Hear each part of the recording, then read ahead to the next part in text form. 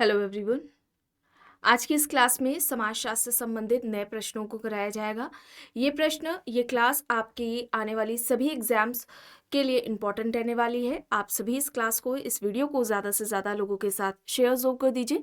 एक इन्फॉर्मेशन है, समाजशास्त्र से संबंधित सभी परीक्षाओं के लिए यहाँ पर प्रैक्टिस सेट एंड सोशियोलॉजी के नोट्स PDF फॉर्मेट में प्रोवाइड कराए जा रहे हैं। इससे संबंधित जानकारी के लिए यहाँ पर व्हाट्सएप नंबर दिया गया है। नंबर है 790-555-3851। इस व्हाट्सएप नंबर पर आप मैसेज करके इससे जुड़ी हुई जानकारी ले सकते हैं। यहाँ पर आपको यूपी PGT का प्रैक्टिस सेट मिल जाएगा। बिहार शिक्षक भर्ती के लिए Bihar state and Bihar PGT का प्रैक्टिस सेट आपको यहाँ पर मिल जाएगा। यूपी HESC असिस्टेंट प्रोफेसर के लिए समाजशास्त्र का मिल जाएगा प्रैक्टिस सेट। JIC का समाजशास्त्र का GS का प्रैक्टिस सेट है। RPSC असिस्टेंट प्रोफेसर के लिए समाजशास्त्र GK का practice set. MP assistant professor के लिए समाजशास्त्र GS का प्रैक्टिस सेट मिल जाएगा। इसके अलावा GDC exam government degree college के लिए भी आपको यहाँ पर असिस्टेंट प्रोफेसर के लिए समाजशास्त्र का प्रैक्टिस सेट मिल जाएगा। RPSC ग्रेड फर्स्ट के लिए यहाँ पर समाजशास्त्र का प्रैक्टिस सेट है। एंड बात की जाए यूपी PGT एग्जाम के लिए सोशियोलॉजी के नोट्स की, तो बहुत से बच्चों ने ये डिमांड की थी, तो ये नोट्स भी आ चुके हैं। इसमें आपका पूरा सिलेबस कंप्लीट कराया गया है। यूपी PGT का पूरा सिलेबस इस नोट्स में कंप्लीट कराया गया है। इसके अलावा सेकेंड ग्रेड के लिए भी यहाँ पर आपको समाजशास्त्र के नोट्स मिल जाएंगे। बेसिक कॉन्सेप्ट से रिलेटेड आप नोट्स लेना चाहते हैं तो आपको इन टॉपिक से रिलेटेड आपको ये नोट्स मिल जाएंगे। और ये बेसिक कॉन्सेप्ट से लगभग समाजशास्त्र से संबंधित सभी परीक्षाओं में ये टॉपिक्स रहते हैं। वन लाइनर में भी आपको यहाँ पर नोट्स मिल जाएंगे। और इसके अलावा अगर थिंकर्स के से रिलेटेड नोट्स चाहते हैं तो उसमें आपको इंडियन थिंकर्स भी इस नोट्स में दिए गए हैं। कोई भी इससे जुड़ी हुई जानकारी चाहते हैं तो ये यहाँ पर व्हाट्सएप नंबर दिया गया है 790-555-3851। इस पर आप मैसेज करके पूरी जानकारी ले सकते हैं। 75 प्रश्न हो गए थे, उसके बाद के प्रश्न आज इस क्लास में कराए जाएंगे।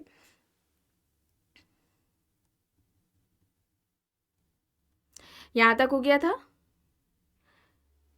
चलिए, प्रश्न है, किसने तर्क प्रस्तुत किया कि दंड अपराध की सामाजिक प्रतिक्रिया है या न केवल अपराध की आपराधिक तथा समान भयोपरीति के लिए प्रतिशोध का कार्य करती है परंतु आपराधिक गतिविधि पर आपत्ति भी बनाए रखती है। विकल्प में यहाँ पर मर्टन, पार्सन्स, दुर्खीम, कोजर यहाँ पर दिया गया है। यहाँ पर क्या होगा बताएं, यहाँ पर क्या होगा?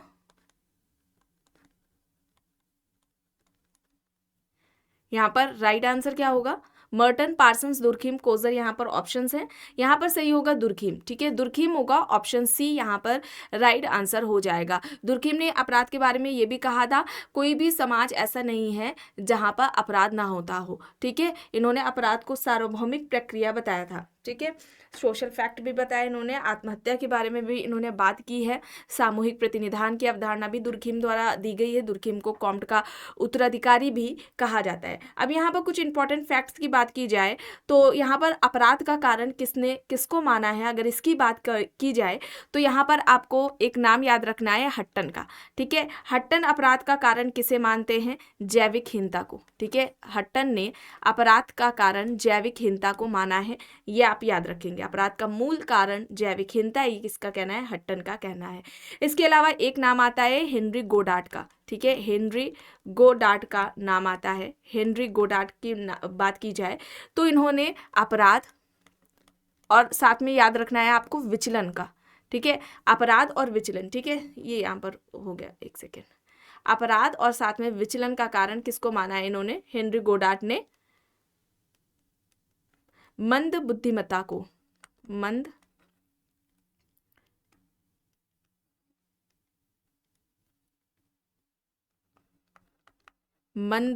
बुद्धिमत्ता को माना है हेनरी गोडार्ट ने अपराध और विचलन का कारण। ठीक है, टॉफ्ट का नाम याद रखेंगे आप। टॉफ्ट अपराध का कारण किसे मानते हैं? संस्कृति को मानते हैं।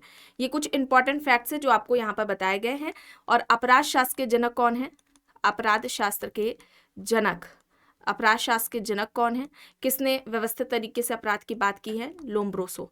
लोम्ब्रोसो अपराध को क्या कहते हैं, अपराधी को क्या कहते हैं कि अपराधी जन्मजात होते हैं। और इनके इस बात का खंडन सदरलैंड द्वारा किया गया था। सदरलैंड का कहना था कि अपराधी जन्मजात नहीं होते हैं, बल्कि अपराधी क्या है, सीखा हुआ व्यवहार है। ठीक है, तो ये आपको अपराध क्या है, सीखा हुआ व्यवहार है। अपराधी जन्मजात नहीं होते, अपराध क्या है, सीखा हुआ व्यवहार है। लोम्ब्रोसो का कहना था अपराधी जन्मजात होते हैं। और अपराध शास्त्र के जनक कौन है, लोम्ब्रोसो हैं। हट्टन ने अपराध का कारण जैविकहीनता को माना। हेनरी गोडार्ट ने अपराध और विचलन का कारण मंद बुद्धिमत्ता को माना। टॉफ्ट ने अपराध का कारण किसको माना है, संस्कृति को माना है। चलिए आगे देखते हैं। प्रश्न है, किसका कथन है, जिन समाजों में अत्यधिक या अत्यंत कम विनिमय या एकीकरण होता है उनमें आत्महत्या की दरें अधिक होंगी। पार्सन्स, वेबर, दुर्खीम, मर्टन, यहाँ पर ऑप्शंस दिए गए हैं। यहाँ पर सही क्या होगा, आत्महत्या का सिद्धांत किसके द्वारा दिया गया था, दुर्खीम के द्वारा दिया गया था। ठीक है, और दुर्खीम ने अपराध के कितने प्रकार बताए थे, 4 प्रकार बताए थे। एक इन्होंने आत्महत्या के कितने बताए थे, 4 प्रकार इन्होंने बताए थे। एक तो इन्होंने अहमवादी आत्महत्या की बात की है, अहमवादी आत्महत्या। दूसरा हो जाएगा परार्थवादी आत्महत्या, परार्थवादी आत्महत्या। प्रतिमानहीनतावादी, प्रतिमानहीनतावादी आत्महत्या। फिर इसके अलावा भाग्यवादी आत्महत्या है। ठीक है, तो भाग्यवादी आत्महत्या, भाग्यवादी आत्महत्या, ये जो 4 प्रकार है किसके द्वारा बताए गए हैं आत्महत्या के, ये दुर्खीम के द्वारा बताए गए हैं। ये इंपॉर्टेंट है। और दुर्खीम आत्महत्या को व्यक्तिगत क्रिया न मान करके सामाजिक क्रिया मानते हैं। आत्महत्या को इन्होंने सामाजिक तथ्य कहा था, सोशल फैक्ट कहा था। ये इनका स्टेटमेंट आप याद रखेंगे। आत्महत्या कोई व्यक्तिगत क्रिया नहीं है, बल्कि आत्महत्या का कारण सोसाइटी को ही इन्होंने, दुर्खीम ने माना है। चलिए आगे देखते हैं। प्रश्न है, यह किसका विचार है कि जाति तथा अस्पृश्यता हिंदुओं को समुदाय के रूप में क्रिया नहीं करने देते। David Hardiman, Louis Dumont, B R. Ambedkar, M N. Srinivas. यहाँ पर ऑप्शंस हैं। जाति तथा अस्पृश्यता हिंदुओं को समुदाय के रूप में क्रिया नहीं करने देते, यह किसका कहना है। यहाँ पर राइट क्या होगा, ये किसका विचार है कि जाति तथा अस्पृश्यता हिंदुओं को समुदाय के रूप में क्रिया नहीं करने देते, ये किसका कहना है, बी.आर. अम्बेडकर का। ठीक है, बी.आर. अम्बेडकर, ऑप्शन सी यहाँ पर राइट आंसर हो जाएगा। और अम्बेडकर ने जाति व्यवस्था को खत्म करने के लिए अंतरजातीय विवाह की बात की थी। ज़्यादा से ज़्यादा अंतरजातीय विवाह होने चाहिए। अंतरजातीय विवाह के माध्यम से ही क्या होगा, इन्होंने, अम्बेडकर ने कहा था कि जो जाति व्यवस्था है वो खत्म हो पाएगी। यहाँ पर ऑप्शन सी है सही। चलिए अब यहाँ पर देखिए, किस प्रकार की निर्धनता से कुछ समूहों की जीवन यापन की स्थितियों तथा जीवन यापन की उन स्थितियों जो अधिकांश जनसंख्या को प्राप्त है के बीच अंतर का मापन जुड़ा है। यहाँ पर विकल्प में है प्रवर्तन निर्धनता, निर्धनता की संस्कृति, सापेक्ष निर्धनता और पूर्ण निर्धनता यहाँ पर दिया गया है।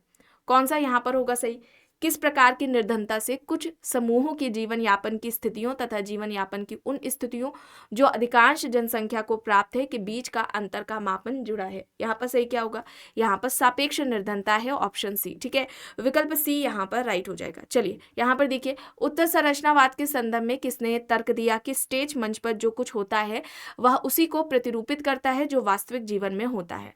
ऑप्शन से यहाँ पर फूको, गिडेंस, देरिडा, लिम्बर्ट। उत्तर संरचनावाद के संदर्भ में किसने तर्क दिया कि स्टेज मंच पर जो कुछ भी होता है वह उसी को प्रतिरूपित करता है जो वास्तविक जीवन में होता है। यहाँ पर ये किसका हो जाएगा, ये किसका कहना है, राइट आंसर यहाँ पर क्या हो जाएगा, बताएं आप सभी।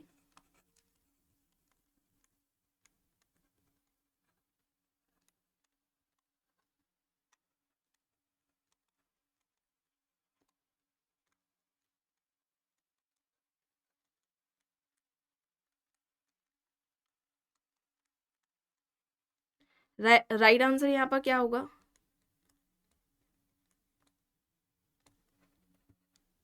राइट आंसर यहाँ पर देरिडा होगा। ठीक है, देरिडा होगा। और देरिडा की यहाँ पर पुस्तकें आपको बताई गई है, of grammatology, writing and difference, speech and phenomena. इसे आप याद रखेंगे। ये पुस्तकें किसकी बताई गई हैं, आपको देरिडा की बताई गई हैं। चलिए यहाँ पर देखिए, प्रश्न है, निम्न में से कौन अपनी डिकंस्ट्रक्शन की अवधारणा में भाषा को अव्यवस्थित तथा अस्थिर समझता है। देरिडा, गॉडलियर, फूको, गार्फिंकल। यहाँ पर ऑप्शंस दिए गए हैं। सही क्या होगा, यहाँ पर राइट आंसर क्या हो जाएगा, राइट आंसर यहाँ पर देरिदा हो जाएगा। ठीक है, देरिदा हो जाएगा, ऑप्शन यहाँ पर ए राइट आंसर हो जाएगा। चलिए अब यहाँ पर देखिए किसने भारतीय संस्कृति की विविधताएं स्पष्ट की है और डाइवर्सिटीज नामक पुस्तक लिखी। R K Mukherjee, DP Mukherjee, GS Ghurye, S C Dubey, यहाँ पर ऑप्शंस दिए गए हैं। भारतीय संस्कृति की विविधताएं स्पष्ट की और डाइवर्सिटीज नामक पुस्तक लिखी, बताएं किसका है यहाँ पर? डाइवर्सिटीज किसकी है? ढुजटी प्रसाद मुखर्जी की है, ऑप्शन बी यहाँ पर राइट हो जाएगा। ठीक है, इनकी पुस्तक है बेसिक कॉन्सेप्ट्स इन सोशियोलॉजी, बेसिक कॉन्सेप्ट्स इन सोशियोलॉजी है। इसके अलावा मॉडर्न इंडियन कल्चर ये हो जाएगी, इंपॉर्टेंट है। टैगोर करके है, टैगोर स्टडी करके एक पुस्तक है इनकी, इसे आप याद रखेंगे। ठीक है, बेसिक कॉन्सेप्ट्स इन sociology, modern Indian culture, Tagore study करके इनकी पुस्तक है, ये डीपी मुखर्जी की। आगे देखते हैं, प्रश्न है निम्नलिखित में से कौन सा अधिनियम हिंदू विवाह के बहिर्विवाह नियम को प्रभावित करता है? ऑप्शन है यहाँ पर विशेष विवाह अधिनियम 1954, हिंदू विवाह अधिनियम 1955, बाल विवाह निरोधक अधिनियम 1929, संपत्ति स्थानांतरण अधिनियम 1956। निम्न में से कौन सा अधिनियम हिंदू विवाह के बहिर्विवाह नियम को प्रभावित करता है? यहाँ पर सही क्या होगा? यहाँ पर कौन सा विकल्प यहाँ पर राइट होगा? विशेष विवाह अधिनियम 1954, हिंदू विवाह अधिनियम 1955, बाल विवाह निरोधक अधिनियम 1929, संपत्ति स्थानांतरण अधिनियम 1956। यहाँ पर सही क्या होगा? यहाँ पर होगा हिंदू विवाह अधिनियम 1955, ऑप्शन बी। ठीक है, विकल्प बी यहाँ पर राइट होगा। चलिए यहाँ पर देखिए, निम्न में से किसने भारत में संयुक्त परिवार पर औद्योगिकीकरण और नगरीकरण के प्रभाव का अध्ययन किया? M S Gore, M N Srinivas, G S Ghurye, Irawati Karve, यहाँ पर ऑप्शंस दिए गए हैं। बताएं इनमें से किसने भारत में संयुक्त परिवार पर औद्योगिकीकरण और नगरीकरण के प्रभाव का अध्ययन किया है?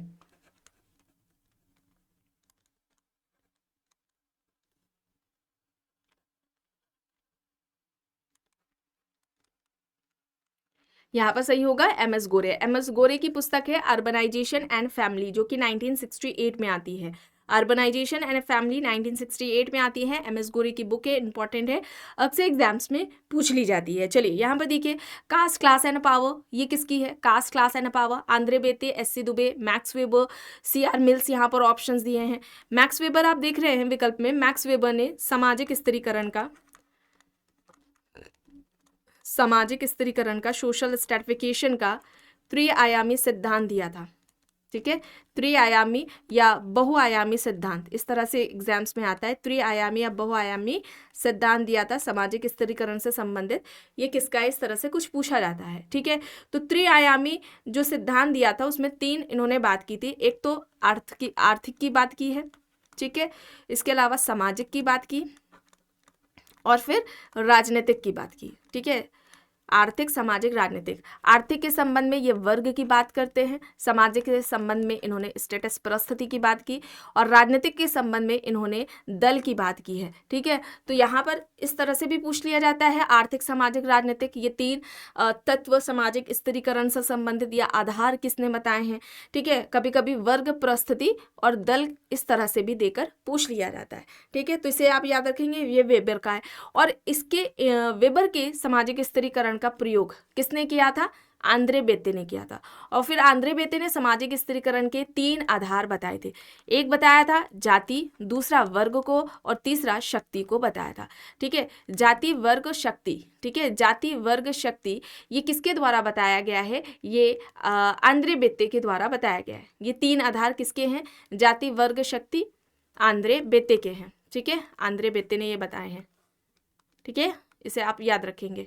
ये स्ट्रैटिफिकेशन के 3 आधार आंद्रे बेते द्वारा बताया गया। आंद्रे बेते ने किसका प्रयोग किया था सामाजिक स्त्रीकरण का? ये वेबर का प्रयोग किया था। कास्ट, क्लास एंड पावर इनकी पुस्तक है। चलिए आगे यहाँ पर देखिए, एक विशिष्ट सामाजिक पद प्राप्त करने के बाद व्यक्ति जिस प्रकार का व्यवहार करता है उसे भूमिका कहते हैं। किसने इस तरह से भूमिका को परिभाषित किया? विकल्प में यहाँ पर है Ogburn and निमकॉफ, Horton Hunt, Majumdar, Kingsley Davis. एक विशिष्ट सामाजिक पद प्राप्त करने के बाद व्यक्ति जिस प्रकार का व्यवहार करता है उसे भूमिका कहते हैं। ये इस तरह से भूमिका को किसने परिभाषित किया है? यहाँ पर सही क्या होगा? यहाँ पर सही होगा हॉटन हंट। ठीक है, हॉटन हंट होगा, ऑप्शन बी यहाँ पर राइट हो जाएगा। ठीक है, हॉटन हंट होगा। अच्छा, यहाँ पर कुछ फैक्ट्स बताए जा रहे हैं, जैसे कि इलियट एंड मैरल है। एलियट एंड मैरल है, इनका आप याद रखेंगे। इन्होंने रोल के बारे में यानी कि भूमिका को क्या कहा कि भूमिका एक ऐसा कार्य है, ठीक है, जिसे व्यक्ति परिस्थिति के अनुरूप निभाता है, ठीक है, परिस्थिति के अनुरूप निभाता है या करता है, ठीक है। तो भूमिका या रोल एक ऐसा कार्य है जिसे व्यक्ति परिस्थिति के अनुरूप निभाता है। इस तरह से भूमिका को किसने परिभाषित किया है? एलियट एंड मैरल ने किया है। एक आपको नाम याद रखना है किम्बॉल यंग का, ठीक है, एक किम्बॉल यंग का नाम आपको याद रखना है। किम्बॉल यंग कहते हैं व्यक्ति, ठीक है, व्यक्ति जो कार्य करता है या करवाता है, कार्य करता है या करवाता है, वो क्या है? रोल है, भूमिका है। व्यक्ति जो कार्य करता है या करवाता है वो क्या है? रोल है, भूमिका है। ये किसने कहा? किम्बॉल यंग ने। एलियट एंड मैरल कहते हैं भूमिका वह कार्य है जिसे व्यक्ति परिस्थिति के अनुरूप निभाता है, ठीक है। यहाँ पर हॉट एंड हंट होगा, ऑप्शन बी यहाँ पर राइट होगा। चलिए अब यहाँ पर देखिए, पुस्तक है alienation and freedom, the factory worker and his industry. ये किसके द्वारा लिखी गई है? रॉबर्ट ब्लोनर, हर्बर्ट मॉर्क्यूस, आंद्रे गोस, सी राइट मिल्स। यहाँ पर ऑप्शन दिए गए हैं। सही क्या होगा? Alienation and freedom, the factory worker and his industry किसकी है? रॉबर्ट ब्लोनर की है, ऑप्शन ए। विकल्प ए यहाँ पर सही हो जाएगा। प्रश्न है अंडरस्टैंडिंग डिजिटल कल्चर। ऑप्शंस देख लीजिए, Ogburn and Nimkoff, Vincent Miller, Peter Worsley, Karl Polanyi. Understanding digital culture ये किसकी हो जाएगी? अंडरस्टैंडिंग डिजिटल कल्चर ये किसकी पुस्तक है? विसेंट मिलर की, ठीक है, विसेंट मिलर, ऑप्शन बी यहाँ पर सही हो जाएगा। चलिए अब यहाँ पर देखिए, प्रश्न है गृहविहीन होना सामाजिक बहिष्करण का सबसे निम्न स्वरूप है या कथन किसका है? ऑप्शंस है Amartya Sen, A G Frank, Anthony Giddens, Herbert Gans. बताएं, गृहविहीन होना सामाजिक बहिष्करण का सबसे निम्न स्वरूप है या किसका कथन है? Amartya Sen, A G Frank, Anthony Giddens, Herbert Gans. Option यहाँ पर दिए गए हैं। गृहविहीन होना सामाजिक बहिष्करण का सबसे निम्न स्वरूप है, ये किसका कहना है? एंथोनी गिडेंस का कहना है। एंथोनी गिडेंस, ऑप्शन सी यहाँ पर राइट हो जाएगा। प्रश्न है किस विद्वान ने सेक्स से जुड़े मतभेदों को 3 स्तरों में बांटा? प्राथमिक मतभेद, माध्यमिक मतभेद और तृतीयक मतभेद। ऑप्शंस देखिए, Anirudh Deshpande, Havelock Ellis, Carole Pateman, Bradley यहाँ पर दिया गया है। किस विद्वान ने सेक्स से जुड़े मतभेदों को 3 स्तरों में बांटा? प्राथमिक, माध्यमिक और तृतीयक मतभेद। यहाँ पर सही क्या होगा? यहाँ पर सही होगा हैवलॉक एलिस, ठीक है, हैवलॉक एलिस होगा, ऑप्शन बी यहाँ पर राइट होगा। चलिए अब यहाँ पर देखिए, यह किसने कहा कि संरचनाओं में बिना प्रकारों में परिवर्तन हुए परिवर्तन घटित नहीं हो सकता? स्पेंसर है, पार्सन्स है, रेडक्लिफ ब्राउन है और लेवी यहाँ पर दिए गए। संरचनाओं में बिना प्रकारों में परिवर्तन हुए परिवर्तन घटित नहीं हो सकता, ये किसका कहना है? हर्बर्ट स्पेंसर आप देख रहे हैं, तो हर्बर्ट स्पेंसर ने सर्वप्रथम सामाजिक संरचना की बात की है, ठीक है, सोशल स्ट्रक्चर की बात सबसे पहले किसने की है? हर्बर्ट स्पेंसर ने की है, ठीक है। तुलना किससे की थी? सामाजिक संरचना की तुलना मानवीय शरीर से की थी, ठीक है, मानवीय शरीर से की थी, इसे आप याद रखेंगे। सबसे पहले इन्होंने बात की है। स्पेंसर ने प्रकार की बात यानी कि फंक्शन की बात किस पुस्तक में की है? इस तरह से भी प्रश्न पूछ लिया जाता है, तो याद रखेंगे principles of sociology. Principles of sociology ये इनकी पुस्तक है जिसमें इन्होंने प्रकार यानी कि फंक्शन की बात की है। इंपॉर्टेंट है, अक्सर एग्जाम्स पे पूछ लिया जाता है। पार्सन्स यहाँ पर दिया गया है। पार्सन्स ने सामाजिक संरचना के तत्व बताए थे, उन तत्वों के आधार पर इन्होंने सामाजिक संरचना को परिभाषित किया था। इस तरह से भी पूछा जा सकता है, तो तत्वों को ध्यान रख के सामाजिक संरचना के तत्व कौन से बताए हैं पार्सन्स ने? तो सबसे पहले इन्होंने किसकी बात की थी? संस्था की बात की थी, ठीक है, संस्था हो जाएगा, एजेंसी हो जाएगा, ठीक है, एजेंसी हो जाएगा, सामाजिक प्रतिमान है, ठीक है, सामाजिक प्रतिमान हो जाएंगे, समूह उपसमूह हो जाएंगे, समूह व उपसमूह हो जाएंगे, ठीक है, समूह व उपसमूह है, और इसके अलावा परिस्थिति व भूमिका, ठीक है, परिस्थिति व भूमिका की भी बात इन्होंने की है। तो ये इन्होंने संरचना के तत्व बताए। संस्था है, एजेंसी है, सामाजिक प्रतिमान, समूह व उपसमूह, परिस्थिति व भूमिका इनके द्वारा बताया गया, ठीक है, इसे आप याद रखेंगे। आगे चलते हैं, देखते हैं प्रश्न। यह किसने कहा कि परिवार पति पत्नी एवं बच्चों से निर्मित एक जैविक सामाजिक इकाई है? ऑप्शन है Kingsley Davis, Elliott and Merrill, MacIver and Page, Ogburn. यहाँ पर ऑप्शन दिए गए हैं। परिवार पति पत्नी एवं बच्चों से निर्मित एक जैविक सामाजिक इकाई है, या किसका कहना है? यहाँ पर सही क्या हो जाएगा? यहाँ पर राइट आंसर क्या हो जाएगा, परिवार पति पत्नी एवं बच्चों से निर्मित एक जैविक सामाजिक इकाई है। ये किसका कहना है, एलियट एंड मेरिल का कहना है। ऑप्शन बी यहाँ पर राइट होगा। चलिए अब यहाँ पर देखिए, एक धार्मिक विश्वास क्या है। ऑप्शन है ज्ञान या सत्य का कथन, एक धारणा या विचार, एक समूह के सदस्यों द्वारा साझा की गई वास्तविकता को समझने की एक प्रणाली, या फिर उपयुक्त। यहाँ पर सभी सही होगा। एक धार्मिक विश्वास क्या है, ज्ञान या सत्य का कथन, एक धारणा या विचार, या फिर एक समूह के सदस्यों द्वारा साझा की गई वास्तविकता को समझने की एक प्रणाली, या फिर में से ये सभी हो जाएंगे ऑप्शन डी। ठीक है, विकल्प डी यहाँ पर राइट आंसर हो जाएगा। चलिए आगे देखते हैं। प्रश्न है, निम्न विचारकों में से किसने विचार किया कि सामाजिक संबंधों में संघर्ष हो सकता है क्योंकि पारस्परिक क्रिया की स्थिति में लोगों द्वारा हिंसात्मक बल का प्रयोग हमेशा उपयोग किया जाता रहा है। यहाँ पर क्या होगा, सामाजिक संबंधों में संघर्ष हो सकता है क्योंकि पारस्परिक क्रिया की स्थिति में लोगों द्वारा हिंसात्मक बल प्रयोग का हमेशा उपयोग किया जा सकता है। विकल्प में है कोलिंस, सिमेल, डेरेनड्रॉफ, कोजर। यहाँ पर बताएं, यहाँ पर क्या हो जाएगा, यहाँ पर कोलिंस होगा। ठीक है, कोलिंस होगा। ऑप्शन ए यहाँ पर राइट आंसर हो जाएगा। इनकी पुस्तक है कॉन्फ्लिक्ट सोशियोलॉजी। ठीक है, कॉन्फ्लिक्ट सोशियोलॉजी इनकी पुस्तक है कोलिंस की, इसे आप याद रखेंगे। कोलिंस ने संघर्ष का जो सिद्धांत दिया था उनमें किनके विचारों को ग्रहण करके दिया था, तो उसमें मार्क्स है, डेरेनड्रॉफ है, कोजर है, सिमेल। ठीक है, यहाँ पर सिमेल, डेरेनड्रॉफ, कोजर दिया गया, साथ में याद रखें मार्क्स। इन सभी के विचारों को एक करके कोलिंस ने अपने संघर्ष का सिद्धांत दिया था। चलिए आगे देखते हैं। प्रश्न है, संस्कृतिकरण का तात्पर्य क्या है। जाति संरचना में परिवर्तन, जाति संरचना का परिवर्तन, या फिर जाति संरचना के लिए परिवर्तन, या फिर इनमें से कोई भी नहीं। संस्कृतिकरण का तात्पर्य यहाँ पर क्या है, आपको कई बार बताया जा चुका है। एक तो पर्टिकुलर इस पे बहुत पहले क्लास भी ली गई थी केवल इस टॉपिक से रिलेटेड। यहाँ पर सही क्या हो जाएगा, संस्कृतिकरण से तात्पर्य क्या है। अच्छा, संस्कृतिकरण की अवधारणा किसने दी है, एम.एन. श्रीनिवास ने दी है। एम.एन. श्रीनिवास द्वारा संस्कृतिकरण की अवधारणा दी गई है। ये इनके जनक है। किस पुस्तक में दी है, बुक इंपॉर्टेंट है, religion and society, religion and society among the Coorgs of South India. ठीक है, इसे आप याद रखेंगे। ये पुस्तक है इनकी और ये 1952 में आती है, religion and society among the कुक्स of South India 1952। इसमें इन्होंने संस्कृतिकरण की बात की है, संस्कृतिकरण की अवधारणा दी है। अच्छा, संस्कृतिकरण किसे कहते हैं, क्या प्रक्रिया है, कैसी है, इसके बारे में भी बात कर लेते हैं। तो एम.एन. श्रीनिवास कहते हैं कि कोई भी निम्न हिंदू जाति या जनजाति जब किसी द्विज या उच्च जाति के रीति रिवाज, उनकी जीवन शैली, धार्मिक कर्मकांडों का अनुकरण कई पीढ़ियों तक करती है, तो उसको ही, ताकि उनका जातिपत क्रम में जो स्थान है वो पहले से बेहतर हो सके, तो इसी प्रक्रिया को इन्होंने क्या कहा था, संस्कृतिकरण कहा था। ठीक है, संस्कृतिकरण से संबंधित कुछ जो विशेषताएं हैं उनसे भी संबंधित अक्सर एग्जाम्स में प्रश्न पूछ लिए जाते हैं। तो संस्कृतिकरण कैसी है, सामूहिक प्रक्रिया है, ये याद रखेंगे।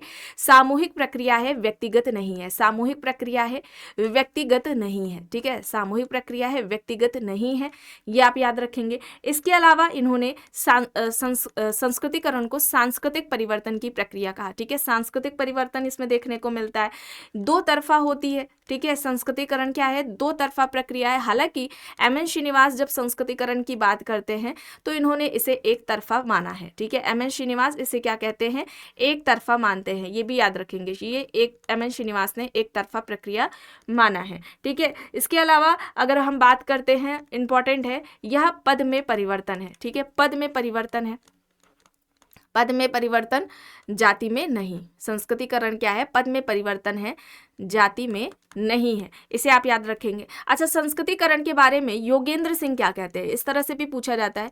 योगेंद्र सिंह ने क्या कहा, संस्कृतिकरण को क्या कहा था, विचारधारा। ठीक है, विचारधारा ग्रहण की प्रक्रिया, विचारधारा ग्रहण की प्रक्रिया कहा था इन्होंने। ठीक है, विचारधारा ग्रहण की प्रक्रिया कहा, या फिर आत्मसात की प्रक्रिया। ठीक है, या फिर इन्होंने आत्मसातकरण की प्रक्रिया कहा है। किसने कहा है, योगेंद्र सिंह ने कहा है, इसे आप याद रखेंगे। इस तरह से एग्जाम्स में पूछा जाता है। ठीक है, चलिए आगे देखते हैं। यहाँ पर क्या होगा, यहाँ पर इनमें से कोई भी नहीं है। ठीक है, विकल्प डी यहाँ पर राइट है। चलिए अब यहाँ पर देखिए, मार्क्सवादी शब्दावली में उत्पादन की पद्धति का घटक निम्न में से कौन सा नहीं है। उत्पादन के साधन, उत्पादन के उपकरण, उत्पादन की शक्ति या उत्पादन के संबंध यहाँ पर दिया गया है। यहाँ पर क्या है, नहीं है पूछा जा रहा है। तो यहाँ पर क्या होगा, उत्पादन के उपकरण की बात नहीं की गई थी, ऑप्शन बी यहाँ पर राइट है। चलिए अब यहाँ पर देखिए, नगरीय उन्मुखी विकास कार्यक्रमों से नगरीय केंद्रित रोजगार सृजित हुए हैं जिसका परिणाम निम्न हुआ है। ग्रामीण से ग्रामीण प्रवसन, नगरीय से ग्रामीण प्रवसन, ग्रामीण से नगरीय प्रवसन या फिर नगरीय से नगरीय प्रवसन। नगरीय उन्मुखी विकास कार्यक्रमों से नगरीय केंद्रित रोजगार सृजित हुए हैं जिसका परिणाम निम्न हुआ है। यहाँ पर क्या है, यहाँ पर कौन सा सही होगा, यहाँ पर ग्रामीण से नगरीय प्रवसन होगा, ऑप्शन सी, विकल्प सी यहाँ पर राइट हो जाएगा। चलिए अब यहाँ पर देखिए, भारत में किसान आंदोलन असफल हुआ क्योंकि, ऑप्शन देखिए, श्रम संघ विद्यमान नहीं थे, श्रम संघ रुचि नहीं लेते थे, कोई भूमि सुधार नहीं किए गए, आंशिक भूमि सुधार किए गए।